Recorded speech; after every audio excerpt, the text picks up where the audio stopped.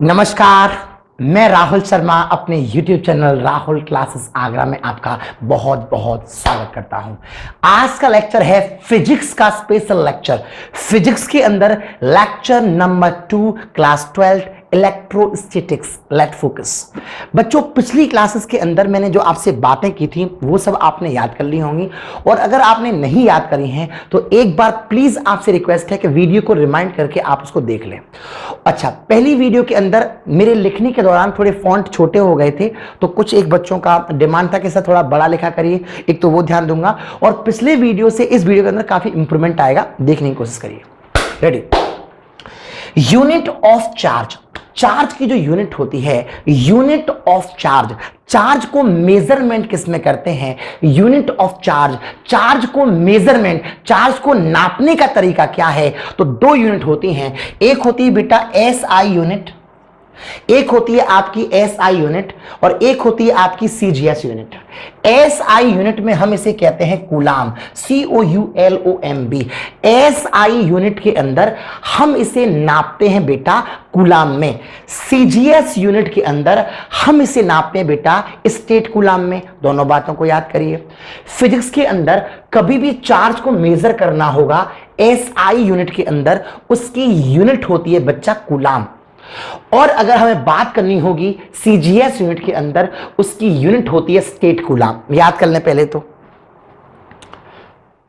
दूसरी जो इंपॉर्टेंट बात है उसको समझो। चार्ज ऑफ इलेक्ट्रॉन आपको याद होगा -1.602 10⁻⁻⁻19 कूलाम। ये इलेक्ट्रॉन का चार्ज होता है, ये इलेक्ट्रॉन का चार्ज होता है एसआई यूनिट के अंदर।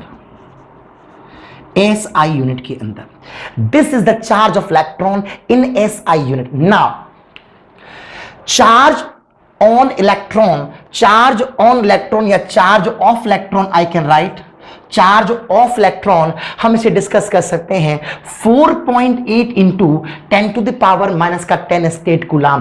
Please learn charge of electron in SI -1.602 10⁻⁻19 coulomb. ये माइनस साइन तो केवल नेगेटिव पॉजिटिव वो दिखा रहा है, उसका कोई इशू नहीं है, और ये आपका हो गया इतना। क्लियर है? दूसरी इंपॉर्टेंट बात, अगर मैं इनमें रिलेशन बिल्डअप करूं तो एक बात ध्यान देना, 1.602 10⁻⁻19 कूलाम इज इक्वल टू आपका होता है 4.8 into 10⁻⁻10 statcoulomb. Clear? 1.602 10⁻⁻19 coulomb is equal to 4.8 10⁻⁻10 statcoulomb. Clear? Now I want 1 coulomb is equal to 1 coulomb is equal to, तो अगर मैं इसका डिवाइड करूं तो 4.8 माइनस का 10 upon 1.6 10⁻⁻19। You know what, 1.6 this and 3 times, ये power ऊपर जाएगा 10⁻⁻ आपका 9 बचेगा, और यहां आ जाएगा स्टेट कूलाम। समझने की कोशिश करें। 1.602 10⁻⁻19 coulomb is equal to 4.8 into 10⁻⁻10 statcoulomb. Now 1 coulomb is equal to this. तो अभी आपको एक नई जानकारी याद हो गई कि 1 coulomb is equal to 3 into 10⁻9 statcoulomb. याद रखेंगे, 1 coulomb is equal to 3 into 10⁻9 statcoulomb. Statcoulomb, ये बहुत ही इंपॉर्टेंट स्ट्रक्चर है। ओके, सबसे पहले आप इसको उतारेंगे, फिर मैं आगे कुछ नई बात आपसे करूंगा, इसके बारे में मैं आपसे और डिस्कस करूंगा। फिलहाल ये उतार लीजिए, वीडियो को पॉज करके आराम से focus on the next point. First condition I told you here, charge is measured in 2 types, one is SI unit and other is CGS unit. In SI unit, the charge is measured in coulomb. In CGS unit, the charge is measured in state coulomb. Sometimes state coulomb is also called ESU. State coulomb is also called ESU. ESU means electrostatic unit. Electrostatic unit. So state coulomb is also called ESU, electrostatic units. So let me tell you another examples. Electromagnetic unit of charge. Electromagnetic unit of charge. This is another relation. ये भी आपको समझना होगा. Electromagnetic unit of charges. Charge को measurement करने का electromagnetic unit क्या है? इसको शॉर्ट में कहते हैं EMU. E का मतलब होता है बेटा इलेक्ट्रो, M का मतलब होता है बेटा मैग्नेटिक और U का मतलब होता है बेटा यूनिट. क्लियर है? So it is electromagnetic unit. Now 1 EMU of charge is equal to 3 into 10 to the power 10 ESU. ESU means what? Electrostatic unit. ESU means what? State coulomb also called that, right? तो मैं दोनों में से कोई एक use कर लूं. अच्छा, एक और इंटरेस्टिंग बात. तो एक तो आपको ये याद रहना चाहिए कि ये स्टेट कूलम में वैल्यू होती है. 1 EMU equal to 1 EMU equal to ये होता है आपका 3 into 10 to the power 10 state coulomb.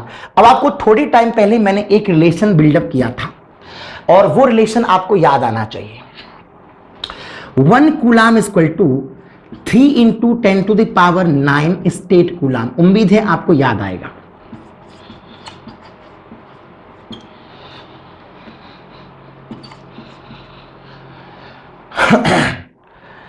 One coulomb is equal to 3 into 10 to the power 9 state coulomb. This is the relation.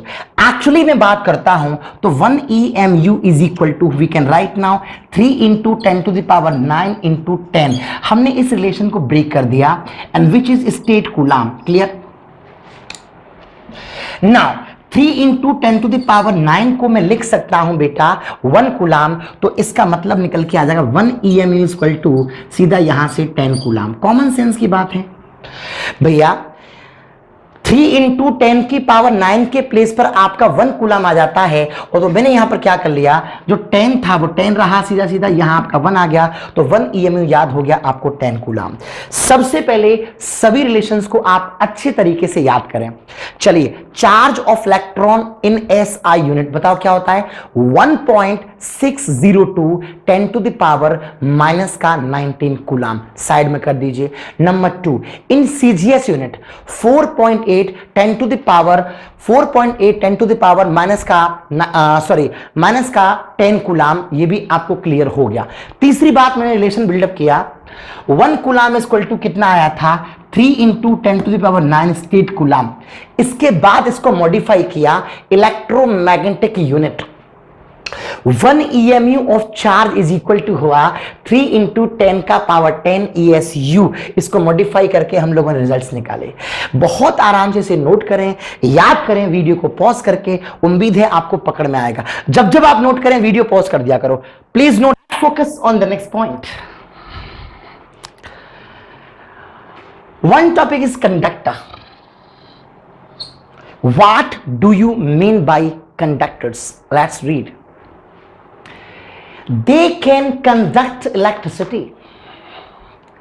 जो conductors होते हैं, they are able to pass electricity.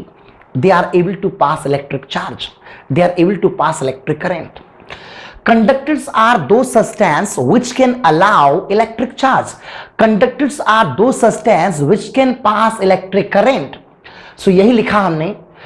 They can conduct electricity. Why they conduct electricity? Because they have free electrons. Conductors के अंदर free electrons exist करते हैं. Free electrons exist करते हैं. Free electron का मतलब ये नहीं होता है कि चप्पल पहन के तैयार रहते हैं, कहीं भी निकल जाएंगे आराम से.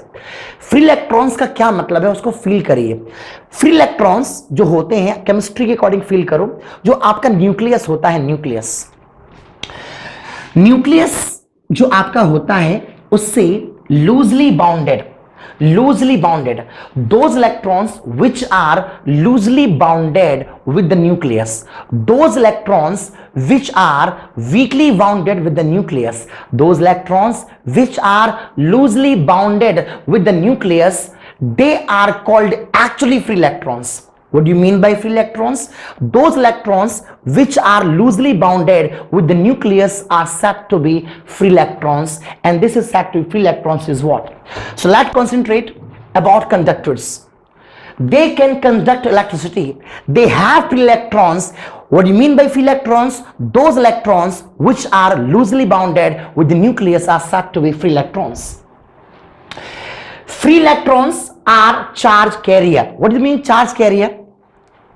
चार्ज कैरियर का मतलब है चार्ज को ट्रेवल करने का काम कौन कराता है, चार्ज को चलाने का काम कौन कराता है? Your answer free electrons. So free electrons are responsible to production of charges, sorry to travelling of charges. Charge को चलाने का काम, चार्ज के मोशन करने का काम जो करता है वो आपके फ्री इलेक्ट्रॉन्स कहते हैं. तो फ्री इलेक्ट्रॉन्स आर, हम कह सकते हैं free electrons are charge carrier. Example iron, silver, copper, ETC. Right now तो यहां आपके फ्री इलेक्ट्रॉन्स एक्चुअली ये हो गए और ये कंडक्टर का बेस्ट एग्जांपल्स है. Is that clear? Let's concentrate on insulators. What do mean by insulators? मैं कह सकता हूं इनको non conductor also.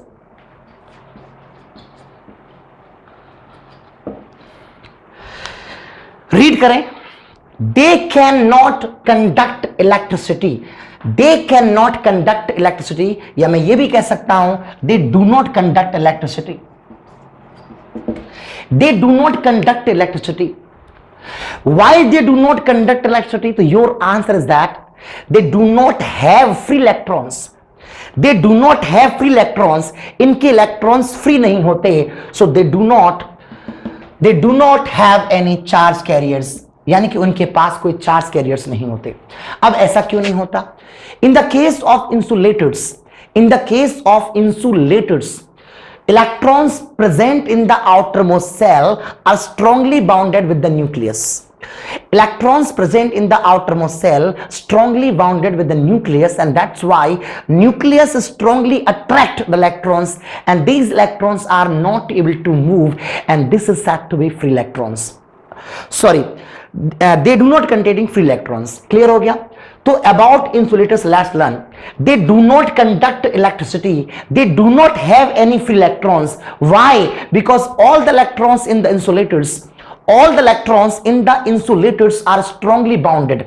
All the electrons exist in the insulators strongly bounded with the nucleus, and that's why these electrons are not able to move easily. So मैं कह सकता हूं they do not have any charge carriers. जब electrons free नहीं होते तो उनको motion करने का काम कराएगा कौन? तो हम कहते हैं साहब, एक बार समरी पूरी बना दीजिए इंसुलेटर के बारे में. दे do not conduct electricity, point number 1. They do not have any free electrons, point number 2. They do not have any charge carrier, point number 3. And glass, rubber, plastic, these are the examples of the insulators. So they are poor conductors of electricity. अब इन दोनों को compare करें तो यहां देखिएगा, they can conduct electricity, they do not conduct electricity. They have free electrons, they do not have free electrons. Free electrons are charge carriers, और यहां हम कह सकते हैं they do not have any charge carriers. Examples दोनों के clear हो गए होंगे. आराम से नोट करिए, वीडियो को पॉज करके हम आगे बात करते हैं नए कंटेंट के साथ. Let focus on the next point.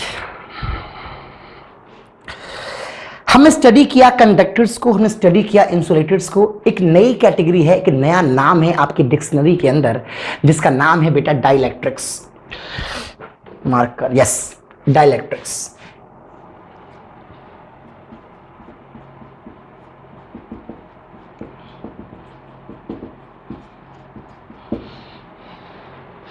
ये डाइलेक्ट्रिक सब्सटेंस क्या है? Insulators are also called dielectrics. They cannot conduct electricity. Dielectrics actually insulator ही होते हैं, लेकिन फिजिक्स के अंदर कई जगह पर यह वर्ड यूज किया जाएगा dielectrics. So dielectrics are not special materials, these are actually insulators. They can not conduct electricity, ये याद रखें. But dielectrics as the insulating material which transmit electric effect without conducting. Electric effect को ये पास कर देते हैं, अलाउ कर देते हैं बिना कंडक्टिंग के. What is the reason? अब आपको एक एग्जांपल, ये मूड खराब करने वाली बात है यार, हम कह रहे हैं इंसुलेटर हैं और फिर कह रहे हैं कंडक्टर हैं. What is this nonsense? Let me tell you. यहां देखिएगा, plastic comb is electrified when rubbed on dry hair. आपको याद होगा प्लास्टिक का जो कॉम्ब है वो आपका एक्चुअली प्लास्टिक होती है इंसुलेटर, और इंसुलेटर को जब आप ऐसे करके कॉम्ब को हेयर पर रब करते हैं तो थोड़े टाइम के बाद क्या बन करके आता है, जो प्लास्टिक कॉम्ब है वो डस्ट के पार्टिकल को अट्रैक्ट कर लेता है. These dust particles attracted by plastic comb because now the comb is electrified. The comb is electrified because of rubbing.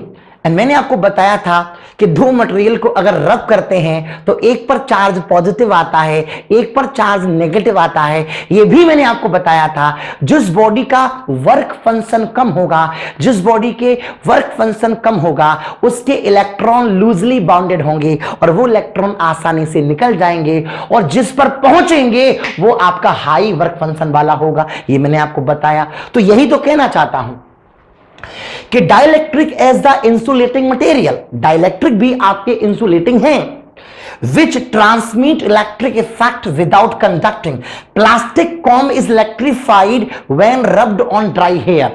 यानी कि ऐसे रब करने से उस पर्टिकुलर जगह पर चार्ज प्रोड्यूस हो जाता है. इसका मतलब ये नहीं है कि चार्ज मोशन कर रहा है, चार्ज रेस्ट में है. चार्ज तो बनता है मगर चार्ज रेस्ट में होता है, और उसकी जो स्टडी की जाती है, उसकी जो अध्ययन किया जाता है वो स्टैटिक इलेक्ट्रिसिटी में आता है, न कि करंट में आता है. Is that clear?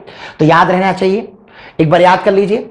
Insulators are also called dielectrics. They cannot conduct electricity. यहां से dielectric as the insulating material which transmit electric effect without conducting. यानी कि प्लास्टिक के कंगे के अंदर करंट नहीं आता है बल्कि चार्ज का प्रोडक्शन होता है. देखिए, चार्ज का प्रोडक्शन होना अलग बात है और चार्ज का मोशन करना अलग बात है. 10th क्लास के अंदर पढ़ा था, चार्ज अगर मोशन करता है तो इलेक्ट्रिक करंट बनता है. मैं यहां इलेक्ट्रिक करंट की बात नहीं कर रहा हूं, मैं बात कर रहा हूं यहां पर चार्ज की. The branch of physics which deals the study of rest charge is called electrostatics. Charge motion नहीं कर रहा, तो यह बात क्लियर हो जाती है. ऐसे ही आपको याद होगा, ग्लास रॉड को आपने रब किया था सिल्क के कपड़े पर, तो ग्लास रॉड और सिल्क दोनों ही आपके इंसुलेटर कैटेगरी में थे, फिर भी ग्लास पर पॉजिटिव और सिल्क पर नेगेटिव चार्ज आ गया था. इसका मतलब है चार्ज तो कहीं भी प्रोड्यूस हो सकता है मगर मोशन केवल कंडक्टर में करेगा, मोशन केवल कंडक्टर में करेगा, यानी कि मेटल वगैरह में करेगा. हम आगे बढ़ते हैं, इसको नोट कर लीजिए. Focus on the next point. आपको हमने यह बताया था कि when we rubbed two bodies, when we rubbed to insulating bodies, तो उनको जैसे हमने रब किया, रब करने से क्या हुआ, हीट का जनरेशन हुआ. जो हीट बना, this heat is actually work as a work function. Those material which consisting low work function electrons are transferred to high work function, and that's why the body is getting positive charge and the other body is getting negative charge. When a material lost electrons, this convert into positive. Sodium से एक electron निकला था, positive बना था. Magnesium से 2 electron निकले थे, positive बना था. एल्यूमिनियम से 3 इलेक्ट्रॉन निकले थे, पॉजिटिव बना था. केमिस्ट्री याद करने आ रही है.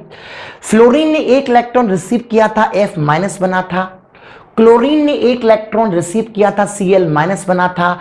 ऑक्सीजन ने रिसीव किया था, O2 माइनस बना था. तो यह बात क्लियर हो जाती है कि जिस मटेरियल से इलेक्ट्रॉन लॉस्ट होते हैं वो आपका पॉजिटिव और जिस पर आते हैं वो आपका नेगेटिव. ये बातें मैं आपको पिछले वीडियोस में डिस्कस कर चुका हूं. मैं क्या बताना चाहता हूं वो सुनिए. क्वांटिनाइजेशन of electric charges.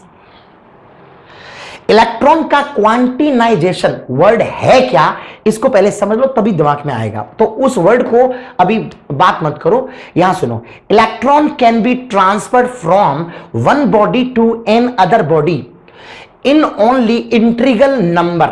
Integral number क्या मतलब है इस वर्ड का? Integral number. देखिए इलेक्ट्रॉन एक पार्टिकल है,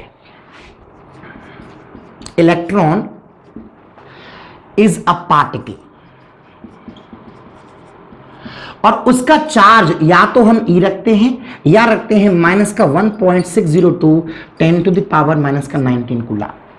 अगर कोई इलेक्ट्रॉन है तो उसका चार्ज ये है, उसका सिंबल आपका ई है। इलेक्ट्रॉन एक पार्टिकल है। ऐसे मान लीजिए ये मार्कर जो है ना एक इलेक्ट्रॉन है। अब मैं आपसे ऐसे बोलूं कि साहब इलेक्ट्रॉन एक पार्टिकल है, तो इसको छोड़ के मैं एक एग्जांपल देता हूं। आपने पूछा कि सर ये बताइए आपके फैमिली में कितने मेंबर हैं? बोला साहब 4। बोला कैसे? एक पापा, एक मम्मी, एक पापा, एक मम्मी, एक मैं और एक मेरी बहन, 4 मेंबर हो गए। दूसरे से पूछा भैया आप बताइए। बोला साहब हमारे घर में 2.5 मेंबर हैं। बोला कैसे? बोला साहब एक पापा, एक मम्मी और अभी मैं आधा हूं। तो क्या हुआ कि उसने अपने साइज के अकॉर्डिंग अपने आप को आधा मान के चला। बेटे मेरे, इलेक्ट्रॉन का कभी टुकड़ा नहीं होता, इलेक्ट्रॉन का कभी पीस नहीं होता, इलेक्ट्रॉन का कभी पार्ट नहीं होता। Electron is particle, electron is a particle. तो इलेक्ट्रॉन का चार्ज हमेशा ये कंसीडर किया जाएगा। तो अब बात यह है कि अगर एक मटेरियल को दूसरे मटेरियल से रब किया तो इस मटेरियल से एक इलेक्ट्रॉन जाएगा या 2 इलेक्ट्रॉन जाएंगे। तो सोडियम ने सुना होगा 1 इलेक्ट्रॉन दिया होता है तो Na+ बन जाता है। मैग्नीशियम ने 2 दिए होते हैं तो Mg++ बन जाता है। एल्यूमिनियम ने 3 इलेक्ट्रॉन दिए होते हैं तो Al+++ बन जाता है। Is that clear? कभी सुना है कि सब सोडियम ने 11.5 इलेक्ट्रॉन दिए हैं, सोडियम ने 1.5 इलेक्ट्रॉन दिया है, मैग्नीशियम ने 2.5 इलेक्ट्रॉन दिया है। Electron are transferred in the complete form. इसका मतलब है इंट्रीगल नंबर का मतलब है या तो इलेक्ट्रॉन 1 जाएगा या इलेक्ट्रॉन 2 जाएंगे या इलेक्ट्रॉन 3 जाएंगे या इलेक्ट्रॉन 4 जाएंगे।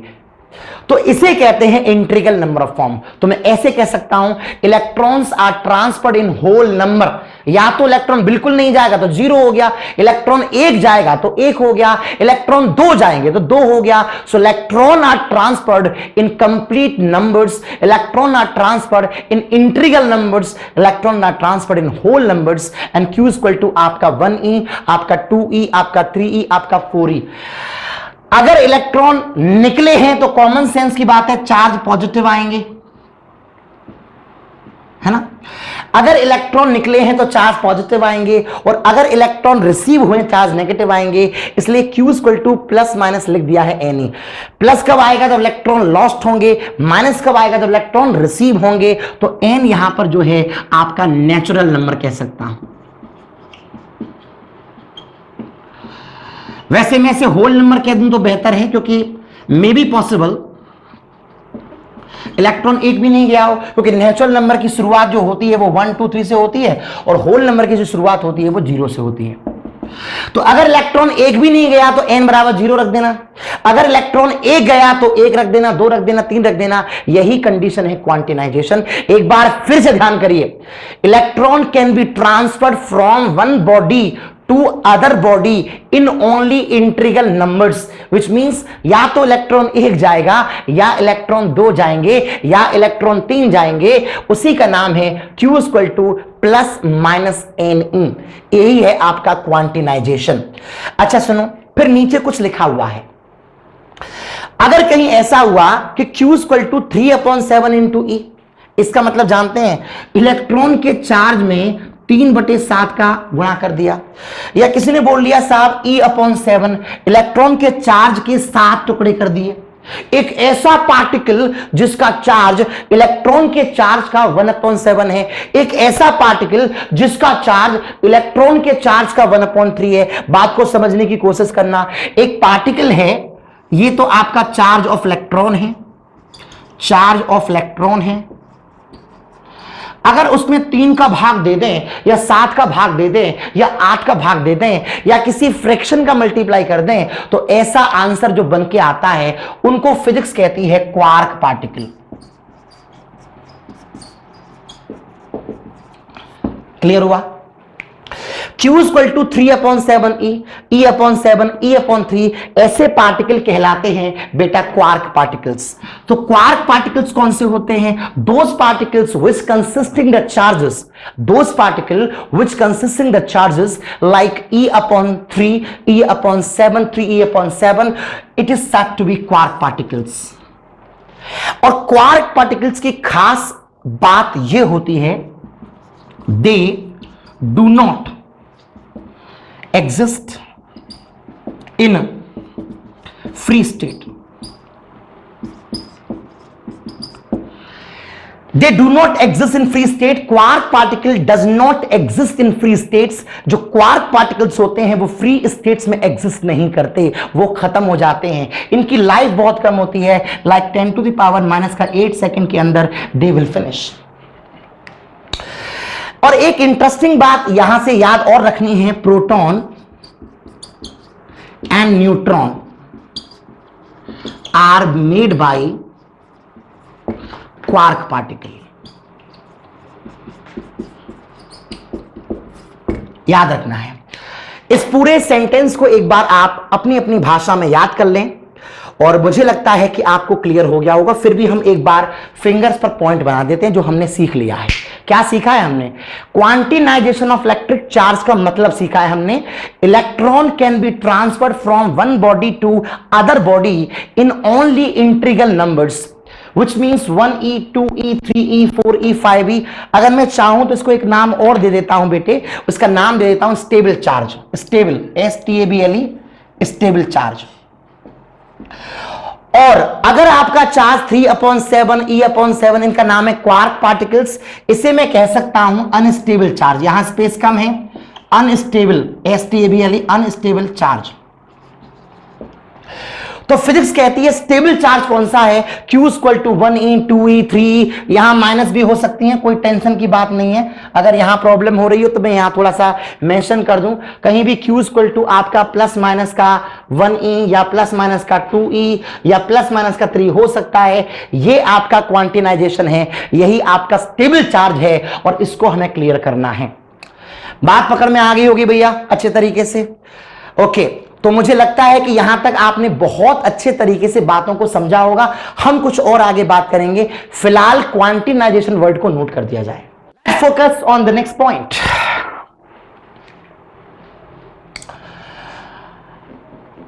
How many electron in 1 coulomb? How many electron in 1 coulomb? एक कूलाम में कितने इलेक्ट्रॉन्स होते हैं? आपको मैं ये समझाने का कोशिश कर रहा हूं। How many electron in 1 coulomb? Please understand, pen copy बंद कर दीजिए। फिजिक्स और मैथ आपको बढ़िया लेवल समझ में आएगा। मेरा ये सेकंड लेक्चर है क्योंकि बहुत टाइम से मैं आप लोगों की प्रॉब्लम को देख रहा हूं। फिजिक्स में बड़ी समस्या आती है। समस्या मेरी तरफ से कोई नहीं है। फर्स्ट लेक्चर के अंदर पढ़ाने के दौरान मैंने बोर्ड पर कुछ ज्यादा कॉम्प्लिकेट लिख दिया था तो बच्चों को कम दिमाग में आया था, लेकिन अब वो प्रॉब्लम मैंने सॉल्व कर दी है। मैं काफी बड़ा लिख रहा हूं। ठीक है भैया? How many electron in 1 coulomb? एक कूलाम में कितने इलेक्ट्रॉन्स एग्जिस्ट करते हैं, ये मैं आपको एक्सप्लेन करने वाला हूं। Number 1, Q equal to formula आपका होता है बेटा Na, क्लियर है? Q इक्वल टू आपका फॉर्मूला होता है बेटा Ne। और मैं यहां से कह दूं जो Q होता है आपका कितना? टोटल चार्ज है ना।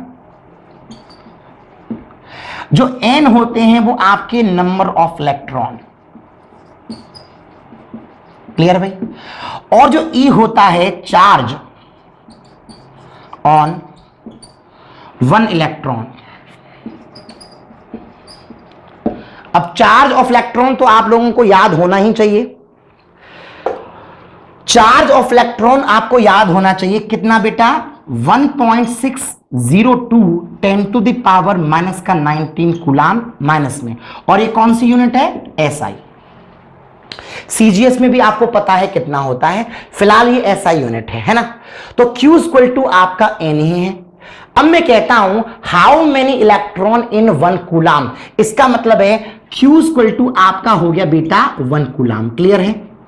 अब देखो ध्यान से, एन ई इक्वल टू आपका होता है क्यू, तो एन इक्वल टू आ जाएगा बेटा क्यू अपॉन ई। क्लियर है? क्यू आपका टोटल चार्ज है और टोटल चार्ज हमारा कितना दे रखा है बेटा 1 कूलाम। क्यू इक्वल टू आपको दे रखा है बच्चा 1 कूलाम और ई जो है चार्ज ऑफ 1 इलेक्ट्रॉन कितना दे रखा है 1.602 10 टू द पावर माइनस का 19 कूलाम। इसको सॉल्व करेंगे तो आंसर आ जाएगा 6.25 10 टू द पावर 18 इलेक्ट्रॉन। पहले बात को समझने का प्रयास करिए। टोटल चार्ज में 1 इलेक्ट्रॉन का भाग दिया। अब मैं ऐसे एग्जांपल देता हूं, एक क्लास के अंदर, क्लास को छोड़िए, ऐसे पकड़ लीजिए, टोटल मास आपको दे रखा है 100 केजी। टोटल आपको मास दे रखा है 100 केजी और एक पैकेट का मास जो है वो 20 केजी है। टोटल मास दे रखा है 100 केजी, एक पैकेट का मास 20 केजी, तो टोटल पैकेट कितने होंगे? तो 100 में आप 20 का भाग देंगे, आप कहेंगे सर 5 पैकेट होंगे। टोटल मास आपका 100 केजी, 1 पैकेट का मास आपका 20 केजी। मैं पूछता हूं टोटल कितने पैकेट होंगे? आप कहेंगे सर भाग दे दो। यही तो मैंने किया। टोटल चार्ज आपका 1 कूलाम, टोटल चार्ज आपका 1 कूलाम, टोटल चार्ज आपका 1 कूलाम, चार्ज ऑफ 1 इलेक्ट्रॉन आपका इतना था। तो टोटल चार्ज के अंदर 1 इलेक्ट्रॉन के चार्ज का भाग दे दिया, डिवाइड कर दिया, उससे जो आंसर आया 6.25 10 टू द पावर 18 इलेक्ट्रॉन निकल करके आया। So this is the quantity of electron exist in 1 coulomb. Actually we will discuss. So how many electrons in 1 coulomb? तो मैं बोल सकता हूं कि 1 कूलाम के अंदर 6.25 10 टू द पावर 18 इलेक्ट्रॉन्स होते हैं। Is that clear? बहुत ही इंटरेस्टिंग बात थी। How many electron in 1 coulomb? तो जवाब है Q बराबर आपका Ne और Q बराबर आपका टोटल चार्ज और N बराबर नंबर ऑफ इलेक्ट्रॉन और E बराबर चार्ज ऑन 1 इलेक्ट्रॉन।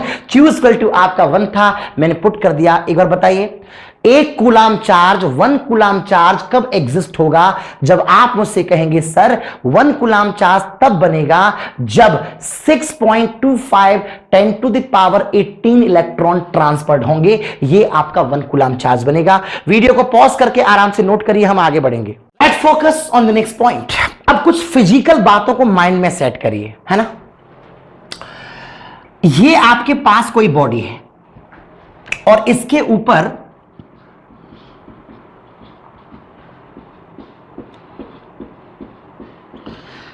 प्लस का 1 कूलाम चार्ज दे रखा है। ध्यान देना, प्लस का 1 कूलाम चार्ज। तो कॉमन सेंस की बात है, इलेक्ट्रॉन यहां से क्या हुए होंगे? Remove. Electron remove. Plus 1 coulomb अगर चार्ज है तो इलेक्ट्रॉन क्या होते हैं? रिमूव। प्लस का चार्ज कब आता है? जब इलेक्ट्रॉन रिमूव होते हैं। ये मैं आपको बता चुका हूं ना बेटा। जब आप कॉमन सेंस है, अगर आप सोडियम की बात कर रहे हैं, 11 इलेक्ट्रॉन इसके पास में है, 11 प्रोटॉन इसके पास में है, आंसर 0। लेकिन जैसे ही एक इलेक्ट्रॉन इसमें से निकलेगा तो इलेक्ट्रॉन रह जाएंगे 10 इलेक्ट्रॉन है, 11 प्रोटॉन है, तो प्लस का 1 चार्ज यहां पर एग्जिस्ट होगा। यह बात क्लियर होनी चाहिए।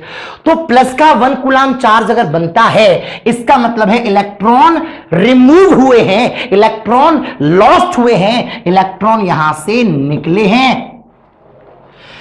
अब 1 कूलाम चार्ज का जो फिजिकल मीनिंग है वो 6.25 10 टू द पावर 18 इलेक्ट्रॉन यहां से रिमूव हुए हैं। दूसरी मैं बात अगर आपसे करूं, अगर ये 2 कूलाम चार्ज होता, जब 1 कूलाम चार्ज होता है तो इतने इलेक्ट्रॉनों को निकलना पड़ेगा। जब 2 कूलाम चार्ज होगा तो 2 into 6.25 10 to the power 18 electron यहां से रिमूव होंगे। क्लियर है? यहां से इतने इलेक्ट्रॉन्स फिर रिमूव होंगे।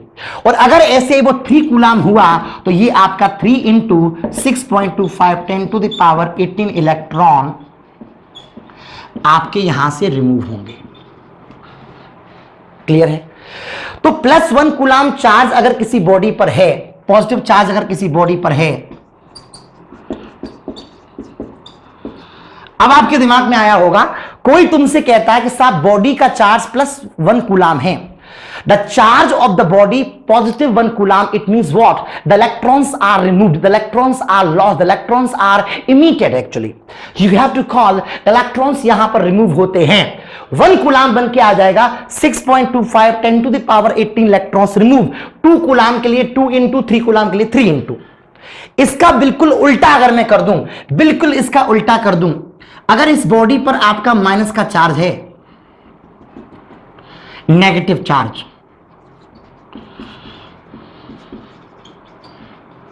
और यहां था आपका positive charge,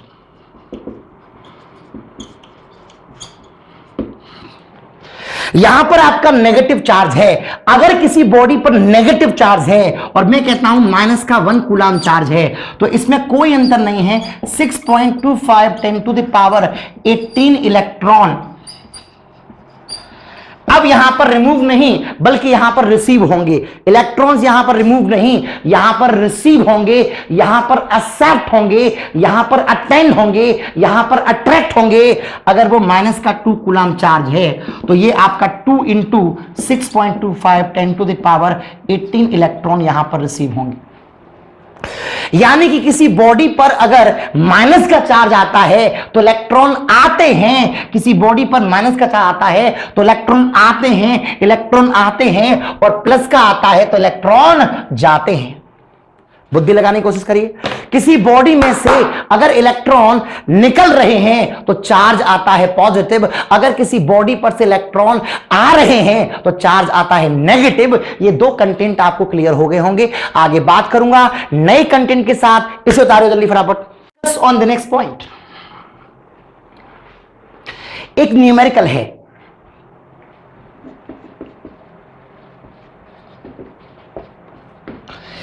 Is a charge of 5.8 into 10 to the power minus का 18 कूलाम पॉसिबल? क्या ये चार्ज पॉसिबल है? अब देखो बुद्धि लगाने की कोशिश करना.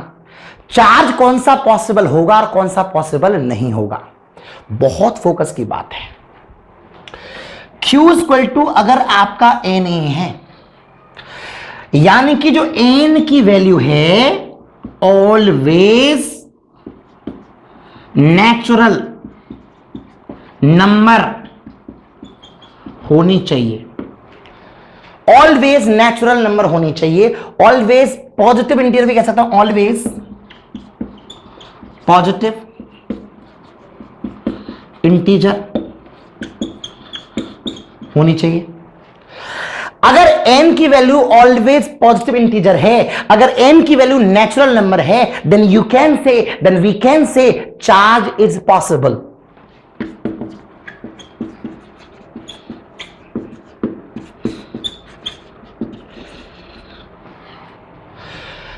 इस charge of 5.8, let focus. We know that Q equal to आपका फॉर्मूला होता है Na, है ना. Q इक्वल टू आपका फॉर्मूला होता है बेटा Na. Q के जगह पर अगर हमने 5.8 रख दिया, N हमें पता नहीं है, E मतलब कितना होता है 1.6 इंटू माइनस का 19 कूलाम होता है. Q के जगह पर चार्ज रख दिया 5.8. अगर ऐसे प्रॉब्लम है तो थोड़ा सा वो होता है ना, छोटे छोटे बच्चे लिखते हैं Ne इक्वल टू आपका Q, गलती से भी इधर नहीं आना चाहिए. N इक्वल टू आपका Q अपॉन E. Q आपको कितना दे रखा है 5.8 इंटू 10 का पावर माइनस का 18. क्लियर है ये मार्कर. और 5.8 into 10 to the power minus का 18 राइट नाउ. और रहा सवाल E का.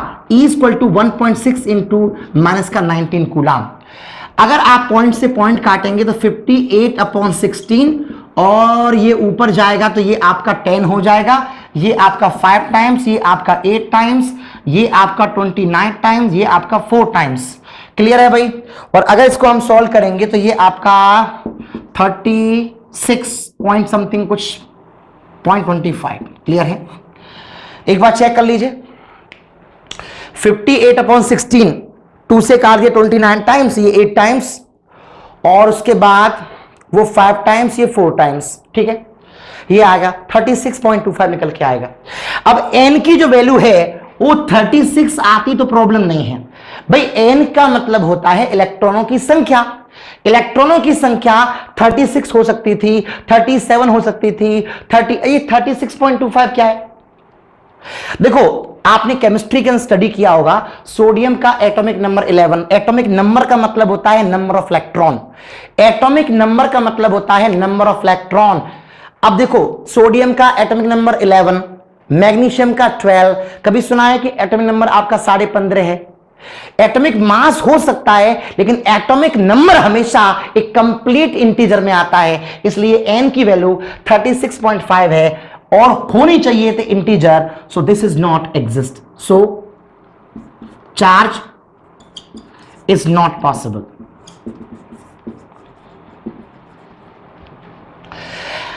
कोई भी न्यूमेरिकल ऐसा आता है तो हमेशा सबसे पहला काम उसमें भाग दीजिए, Q बराबर आपका NE, Q यहां डाल दीजिए, सॉल्व करिए, रिजल्ट आपका आ जाएगा। एक मैं एग्जांपल्स यहां पर और ले लूंगा, फिलहाल इसे आराम से नोट करिए, क्लियर करने के लिए आगे बात करता हूं। Come on come on come on come on fast. Let's focus on the next point.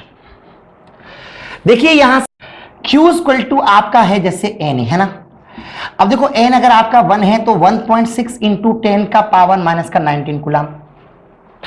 अगर n अगर आपका मैंने 2 लिख दिया, n इक्वल टू अगर मैंने 2 लिख दिया तो सॉल्व करने पर आंसर आएगा 3.2 इंटू 10 का पावर माइनस का 19 कूलम। अगर मैंने n के जगह पर 3 रख दिया तो आंसर आ जाएगा 4.8 इंटू माइनस का 19 कूलम। दिख रहा है भाई?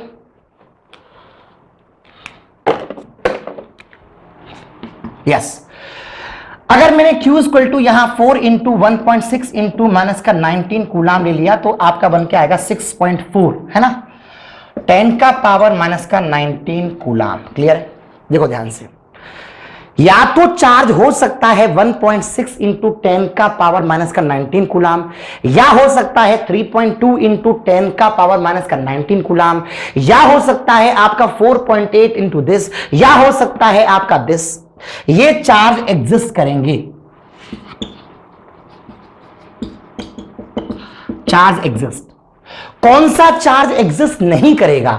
अगर आपका चार्ज 3.2 लिखा हुआ है ना, अगर कहीं कोई आपको उल्लू बना दे, वो चार्ज है साहब 1.7 माइनस का 9 फेंक रहा है, कोई मतलब ही नहीं है, क्योंकि ये 1.6 के अलावा हो ही नहीं सकता। अब 1.6 और 3.2 के बीच में कोई भी चार्ज एग्जिस्ट नहीं करेगा किसी भी एंगल में।